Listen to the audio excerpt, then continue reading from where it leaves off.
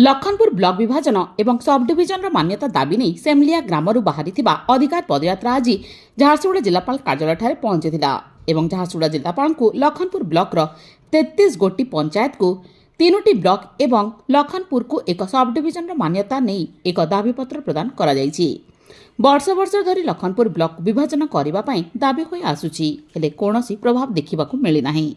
शेष में ब्लॉक विभाजन एवं लखनपुर को सब डिविजन मान्यता प्रदान करा जाऊ बोली एक अधिकार पदयात्रा आरंभ हो जायछि।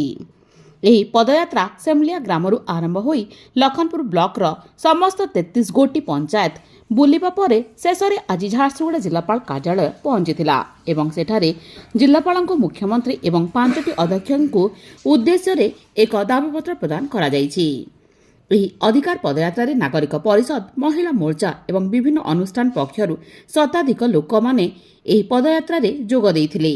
ଏହି ଅବସରରେ ଜିଲ୍ଲାପାଳ କାର୍ଯ୍ୟାଳୟ ସମ୍ମୁଖରେ ଏକ ଅଧିକାର ସଭା ମଧ୍ୟ ଅନୁଷ୍ଠିତ ହୋଇଥିଲା। Sri Jagdamba Jewellers, an exclusive showroom for 100% hallmark jewelry, eye-catching designs with 100% purity guaranteed.